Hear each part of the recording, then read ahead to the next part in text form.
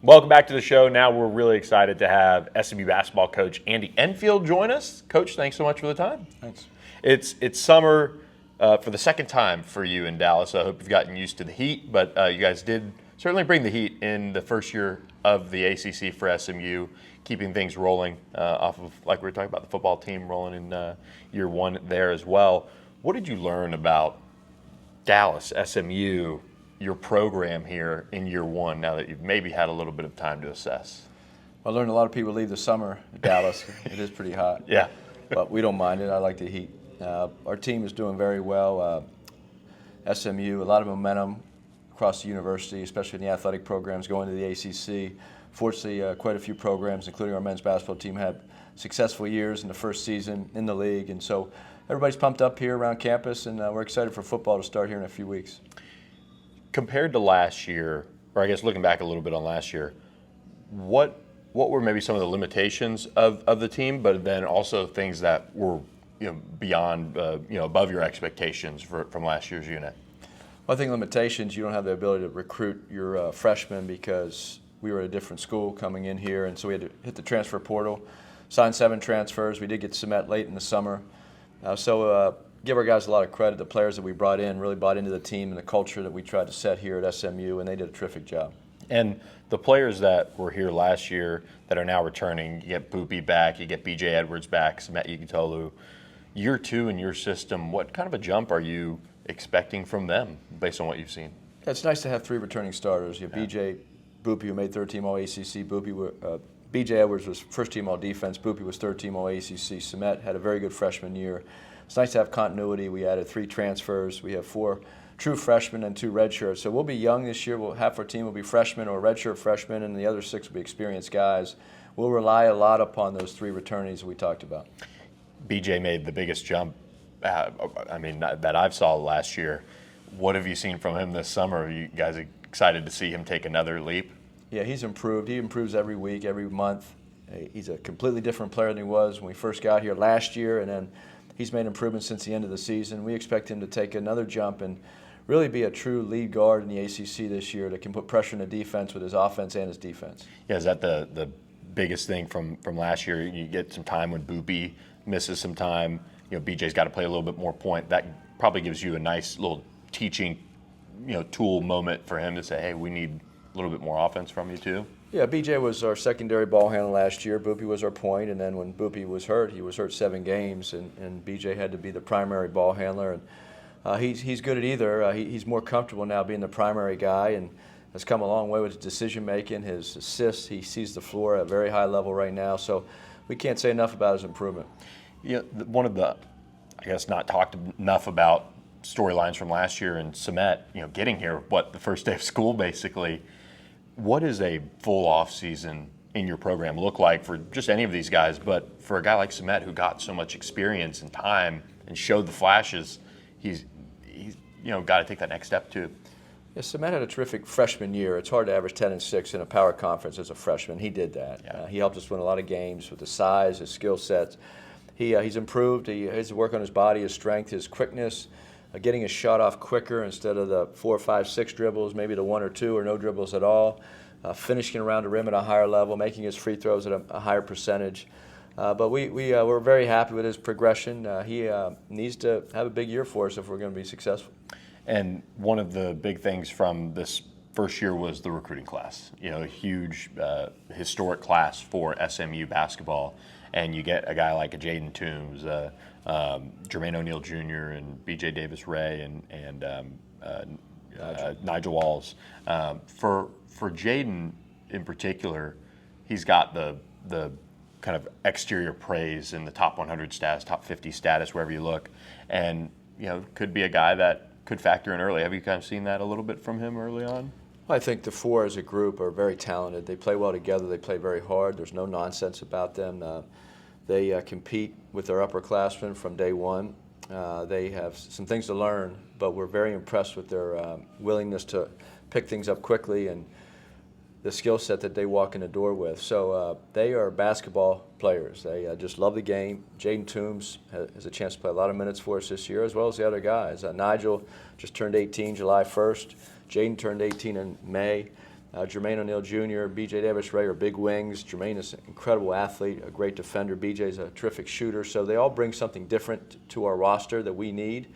We made the conscious decision to bring these guys in, not go get transfers in their positions, and allow the freshmen the ability to, whether they start or not, but at least come off the bench in the rotation and help us try to win games. Do you get the sense from them that they are just so excited to really represent Dallas? You know, two of them in particular, with Jermaine and Jaden being here in town, but they also spent, it feels like, half the home games here with you guys and watching you guys. Well, our goal as a new coaching staff to come into SMU, the only ACC school in the state of Texas, the only school in Dallas, that power conference school in Dallas.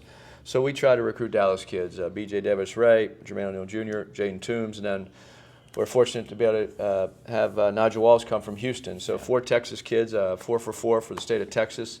We'll try to get these guys to take ownership of this program, see what they can do with it over in the long term. What's the reception like for this recruiting class of 2026? And I'd love your take on it just as a whole, maybe what you see on the trail or what you're seeing as far as trends. But you know, a lot of talented prospects in the state of Texas as always, but has the reception changed since what you guys put together in the top 4 finish in the ACC? Yeah, it was important for us to have a good year last year, tied for 4th, 24 wins, and so now players around the state as well as nationally look at SMU as a legitimate place to come to college and compete at the highest level.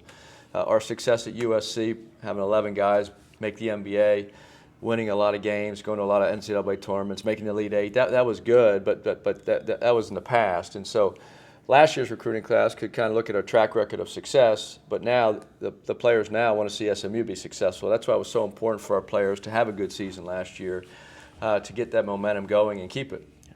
Kind of a little bit off the wall here, but a lot of talk around Ford Stadium and kind of what's next for it, because there are so many good facilities around SMU.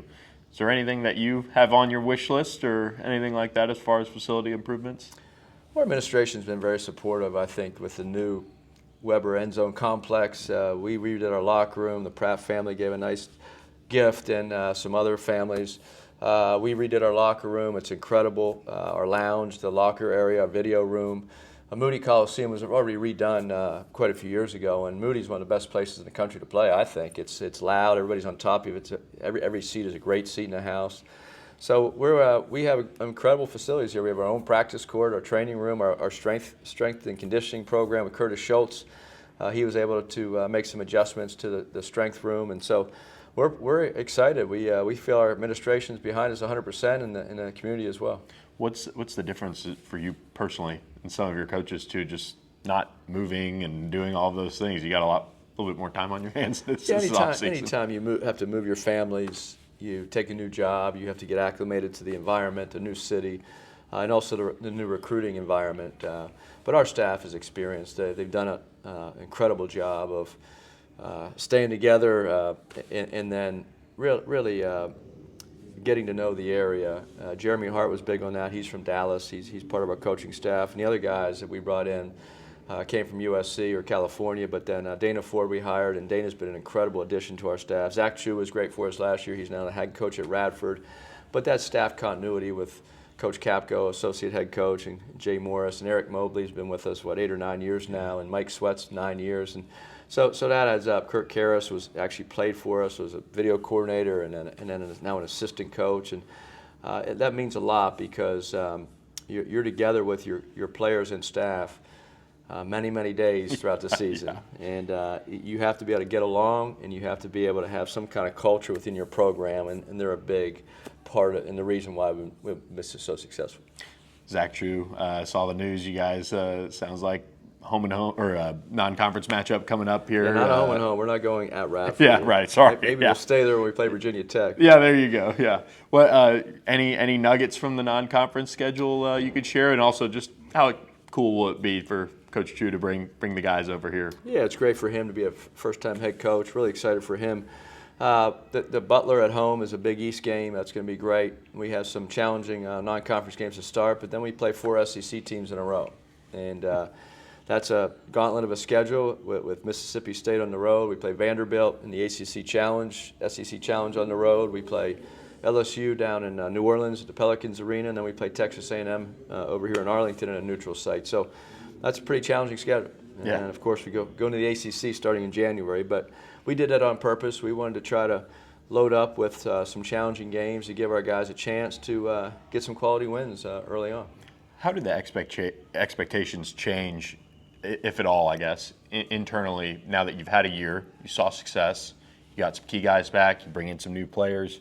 I mean, what does that do to expectations internally or how you feel, I guess, maybe going into this year? Yeah, we expect to win and compete, just like we did last year. And that was our message to our returning guys last year, but also the 10 new players we had in the team. I know everybody's new, staff new, players are new, but we want to compete. We want to compete with the top teams in our league, and we did that last year. So we feel like we have enough talent.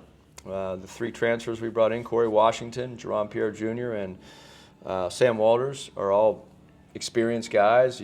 The 3 returning starters that helped us win a lot of games last year, and then our freshmen. So this group is talented enough to win games. It's going to be a matter of how they gel together. Can they share the basketball like we did last year? Can they elevate our defensive presence and be one of the top 2 or 3 teams in our league defensively?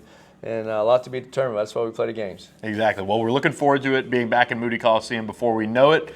Enjoy the rest of the offseason, so to speak, Coach, and thanks for stopping by with us. Thanks, Billy.